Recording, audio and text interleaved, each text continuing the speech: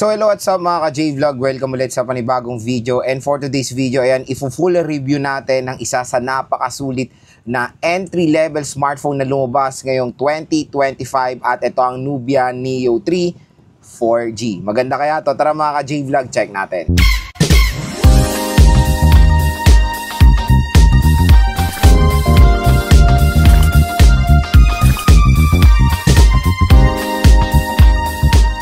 So yan, shoutout sa mga nakanood ng unboxing, game test, and first impressions natin dito sa Nubia Neo 3 4G. So ayan, ito na, marami rin nagabang ng full review natin dito sa device na to. So dito natin ngayon makikita yung buong saloobin ko sa paggamit sa Nubia Neo 3. So yun nga, quick disclaimer lang na itong device na to is medyo magulo, to be honest, nung in-order natin.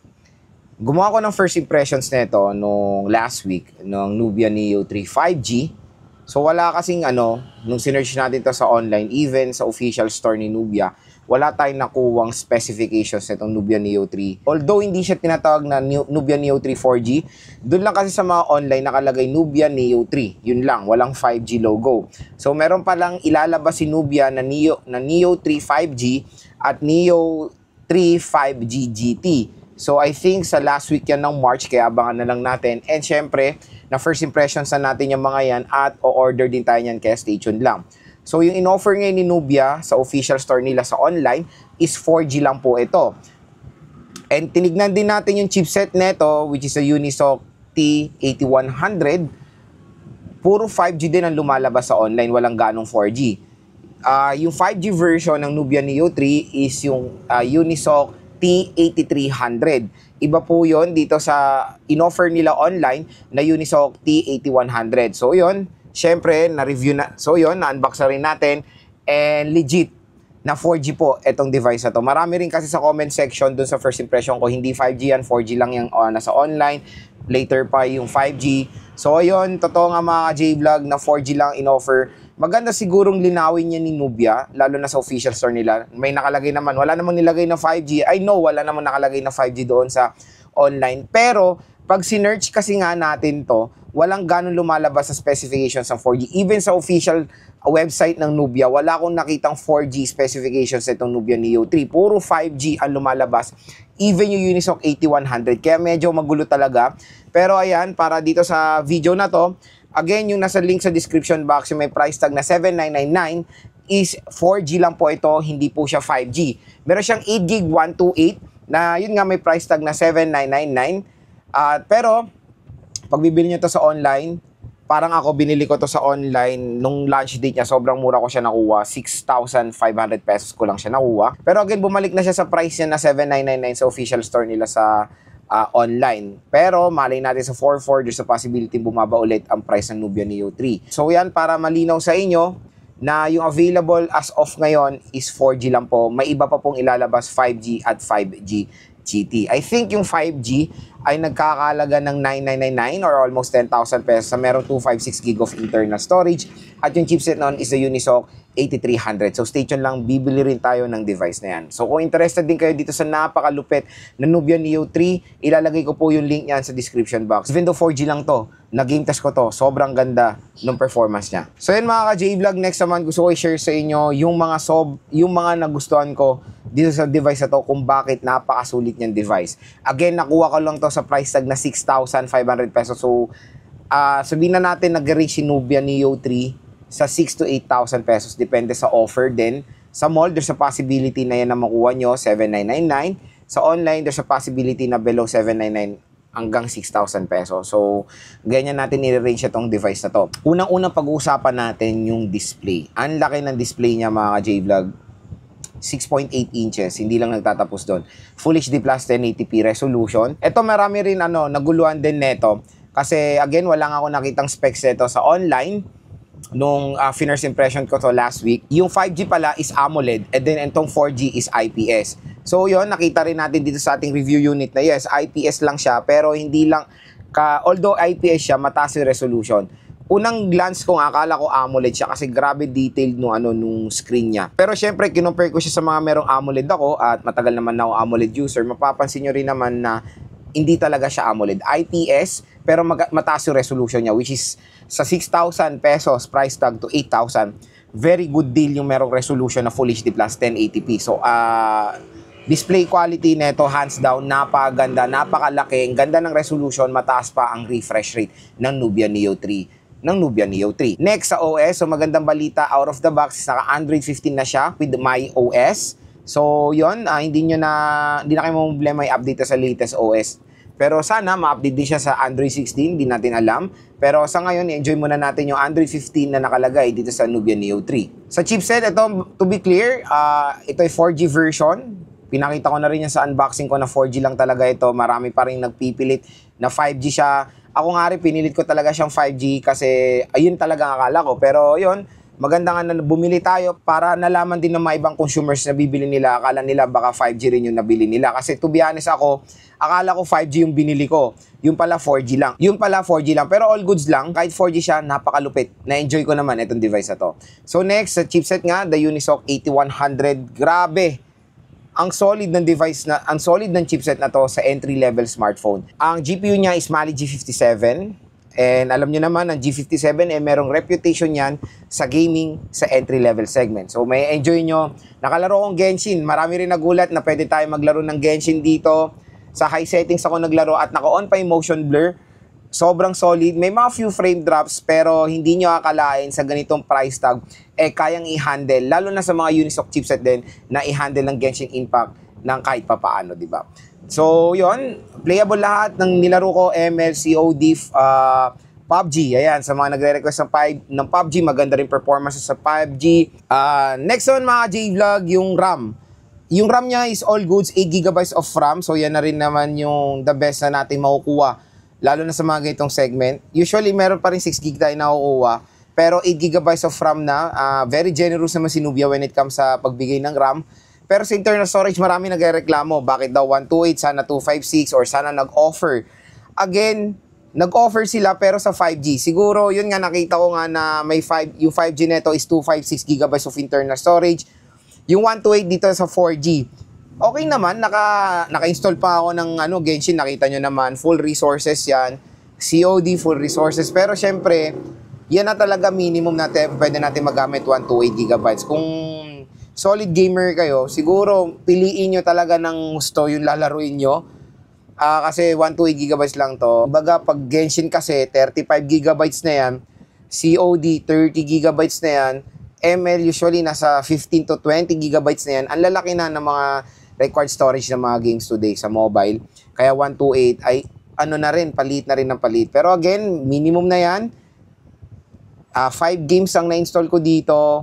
Okay pa naman ang 128. Kaya paano? Again, sa kanyang presyo na 6 to 7 to 6 to 8,000 pesos. Next sa camera, yung camera nito yung camera nito 50 megapixel.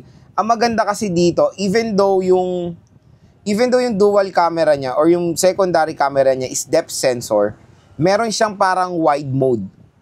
Pwede tayong meron siyang telephoto mode. Yun yung maganda doon. Parang doon sa menu ng camera, mamaya papakita rin naman natin yan. Merong mga millimeter ng lente. Pag sinunod natin yan sa telephoto, talagang lente talaga yung nag-zoom. So okay na okay yung ganun, di ba? Parang sabihin na natin, fusion camera rin ng Apple. Di ba sa fusion camera ng Apple sa iPhone 16, isang camera pero maraming nagagawa. Like main camera at telephoto lens, di ba? So yun yung maganda rin dito sa Nubia Neo 3 na may ganyan din siyang feature na parang sinasabi na rin natin fusion camera dito sa device na to. Maganda rin naman yung camera quality, fair naman din yung mapoprovide niyang image. Kahit na more on gaming-centric itong device na to, binigyan rin nila ng magandang camera performance sa Nubia Neo 3. Next, yung speakers. Speakers is outstanding din. Dual steer speakers for immersive sound. Kumbaga, nung naglaro naman ako dito, sobrang lakas din ng speakers. May enjoy nyo rin naman dito sa Nubia Neo 3. Next, mga ka-J-Vlog, yung RGB lighting niya. So, solid. Yan din, kung makakita nyo naman, more on gaming talaga itong device na to dahil yung likod niya, pag nagpe-play kayo ng game, pwede nyo personalize or customize yung ilaw sa likod niya. Pwede nyo iba-ibayin yung kulay, pwede nyo iba-ibayin yung pagkislap niya. ano kumbaga, pag naglalaro kayo dito, mating makakuha to ng attention ng consumers, lalo na umiilaw yung device nyo. So, all good, so nakakatuwang feature yan ng Nubia Neo 3 na meron siyang RGB lighting sa likod. Next sa battery, yung battery napakalaki din, 6,000 mAh na removable battery. Napakunat ng battery ng device na to mga ka-J-Vlog. 33 watts na rin ang ino-offer niya, which is all goods yan. I think minimum na yan pag bibigyan nyo ng 6K battery ang inyong device. So, 33 watt fast charging rate, mabilis naman mag-charge dito sa Nubia Neo 3. Hassle-free, kumbaga. So, kung maglalaro kayo dito, expect nyo na makunat ang battery ng Nubia Neo 3. Tapos pag na-low bat, charge nyo lang na ilang saglit, back to gaming na agad kayo mga ka-J-Vlogs. At ang pinakala sa design, so design niya nga is mecha design. So, yun nga, sa mga gamers out there dyan, may enjoy nyo rin naman yung design or magugustuhan nyo rin yung design ng Nubia Neo 3. Kumbaga, very futuristic. And quick reminder lang, yung likod niya is not glass. Polycarbonate po yung glass nito, in even yung polycarbonate po yung back nito, in even yung frame niya. At ang pinakamaganda rin dito, yung shoulder trigger buttons ba yun na pressure sensitive, hindi siya actual button, pero napakalaking tulong yan pag naglalaro kayo ng mga shooting games like COD, Farlight 84, PUBG. Pwede nyo i-personalize yung shoulder trigger button na yan for shooting or reload, kahit ano. Very useful yung shoulder trigger button dito sa Nubia Neo 3. Again, sa presyo na 6K, meron na siyang mga gaming features na makikita rin natin sa mga mamahaling gaming smartphone like ROG or yung Red Magic. So yun mga ka-J-Vlog, yung ating first. So yun mga ka-J-Vlog, yung mga nagustuhan ko dito sa Nubia Neo 3. Napaka-solid ng device na to and hopefully nakatulong ito sa inyong buying decision when it comes sa Nubia Neo 3.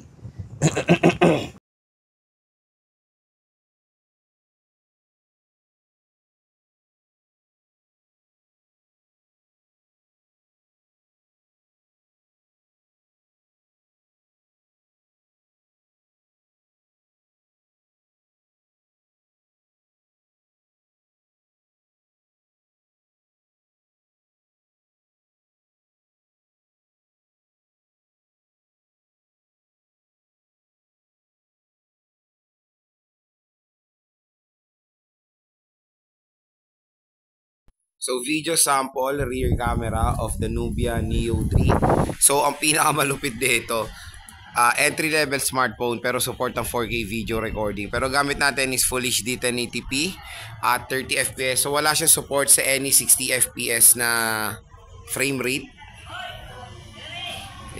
So, video sample, front-facing camera of the Nubia Neo 3. So, pinaka-max resolution niya is Full HD 1080p at 30 FPS sa front-facing camera. So, yun nga, sa rear is support niyang 4K video recording. Pero sa front-facing camera is Full HD 1080p, which is okay na yan dahil ilan lang ng mga smartphones ang support ang 4K sa ganitong murang halaga lang. So, since itong smartphone na to ay focus sa gaming, check natin yung game space niya. Explore natin yung game space na itong Nubia Neo 3. So, ito yung menu ng game space natin. Ito yung mga na-install natin mga apps. Ito yung mga preloaded. So, sa ayan, account, pwede nyo makita dyan yung mga achievements nyo, network settings. Ito yung maganda dito, sinasabi ko sa inyo, yung competitive atmosphere LED. So, pag nagigame kayo, umiilaw yung likod niya, ayan, tignan nyo. Pwede nyo i-customize yung ilaw niyan. Pwede nyo gawing purple. Tapos ibahin yung ng ilaw, cycle flashing, ayan o. Pwede nyo rin gawin, wait na kasi na exit. Pwedeng yellow, breathe. O, diba? O, panis. Pwede rin green. O, diba? 6K to 8K, ganito na kaganda ang smartphone nyo, diba? May RGB lighting pa sa likod. So, sobrang solid. Yun, pwede nyo siyang i-on.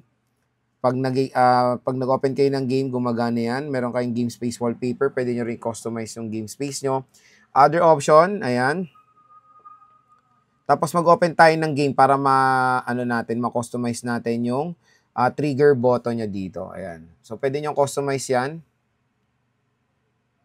So, swipe lang kayo dito sa may, taas. Ay, ito yung, menu niya sa game space. Pag nasa gaming kayo, or nasa game kayo, nakikita nyo yung CPU, yung megahertz ng GPU niya. So, pwede nyo i-set yan for Rise para sa mga, kung game talaga kayo dyan. Ayan. Pero, syempre, mas kumakain to ng battery. Ayan, meron pa tayong mga ibang menu dito. Pwede kayo mag-screen recording right away. Pwede kayo mag-charge bypass. Optimize nyo. Kunyari na, feel nyo naglalag na. Optimize nyo lang. Nagki-clear siya ng kusa. Ito mga J-Vlog yung shoulder trigger. So, pag in-on natin yan, nakikita nyo tong right and left. So, itutok nyo lang yan kung saan nyo gusto. Pumindot yung, yung trigger button for the right. Ayan. And pressure sensitive po siya. Dito siya. And left. Ayan natin gumagana. Ayan. So, very helpful to, lalo-lalo na sa COD. Nagagamit ko siya sa COD, sa PUBG. Okay na okay siyang gamitin. Sa ML, ginagamit ko siya pag kumuha lang ng item or nagsiset ng, ng first skill. Depende yan sa inyo. Pwede nyo i-customize yung shoulder trigger button dito sa Nubia Neo 3. So, yan, tingnan natin ng closer look itong Nubia Neo 3. So, kung makikita nyo, napaganda ng design nitong smartphone na ito. Itong itinatawag nilang mecha design. So, sa mga gamers out there dyan na gusto yung mga ganitong design, perfect na perfect itong Nubia Neo 3. At ang maganda dito, itong mata na to, umiilaw to, mamaya papakita natin yan.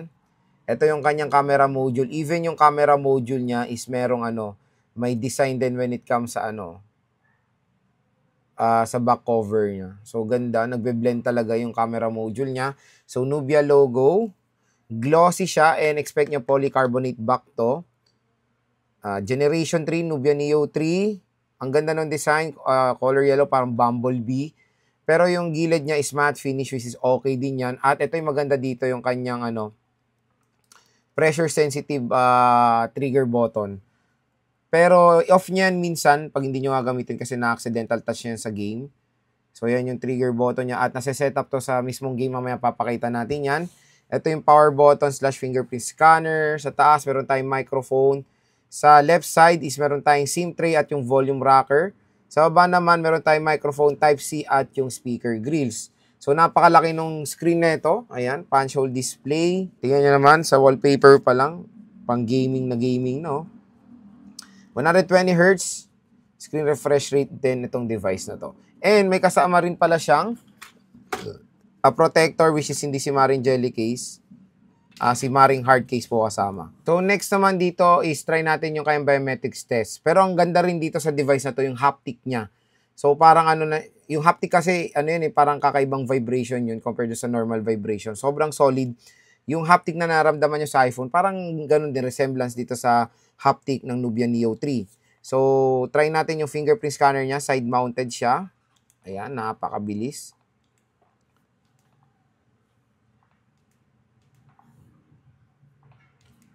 Fast and accurate ang fingerprint scanner ng Nubia Neo 3. Next is face unlock. Yan yun, napakabilis din ng face unlock nito. So next explore natin yung camera app nito. So kahit na gaming smartphone siya, syempre maganda rin naman ang camera niya. Ito malupit dito. Pwede tayong gumamit ng parang telephoto. Yung merong sukat yung lente niya. Ayan, di ba? Tapos pwede pa natin yan i-zoom. So sobrang solid. Meron tayong sport mode. Meron tayong pro mode. Ano itong camera family? Meron po siyang mga nakaset na template para sa inyo. Meron tayong, sa AI camera, syempre, meron tayong flash, HDR, AI, filters, iba't ibang settings dyan ng aspect ratio. Sa video naman, ayan, ang maganda dito mga J-Vlog, ang rear camera niya is support ng 4K video recording. Tapos meron din tayong video anti-shake pero hanggang 1080p lang siya. Solid. Entry-level smartphone, naka 4K video recording, di ba? Meron din tayong beauty sa video. Very helpful. Night mode for low light shot and of course, portrait mode. Sa front-facing camera naman, yung quality ng camera niya nasa fair lang naman. Okay naman siya. Parang balance din naman sa gaming smartphone. Kasi alam niyo naman, pag more on gaming-centric na smartphone is hindi sila gano'n nagfo-focus sa camera quality. So, night mode, meron din tayo sa front. Tingnan natin.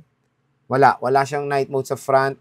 Sa video naman ng front, ang pinakamax sa res is 1080p 30 fps. And meron tayo, sa AI camera, malabo lang. Nasaan natin? Ayan, medyo hindi ganun kaganda yung camera quality niya sa front talaga. Sa indoor, pero pag outdoor okay naman. Ito yung itsura natin sa outdoor. Apaitan natin. Fair din naman yung quality, okay. So yun lang mga ka-J-Vlog ang camera app ng Nubia Neo 3. So yun mga ka-J-Vlog ang ating full review sa Nubia Neo 3. Ang pinaka main question, Lord, sulit ba itong smartphone na to? Hands down, napakaganda ng Nubia Neo 3. Isa to sa pinakasulit na entry-level smartphone na lumabas ngayong 2025.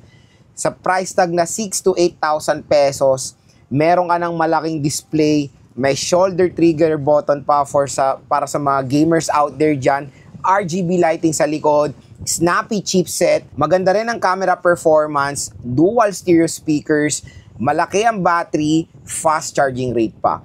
So, kumbaga, all-in na rin ang Nubia Neo 3. Kaya sa mga gamers out there dyan na naghahanap ng napakamurang device na mas may enjoy nyo rin naman, consider nyo na ang Nubia Neo 3, may enjoy nyo rin yan. At kung interested kayo, nasa description box po yung link nyan, i-click nyo na, add to cart nyo na.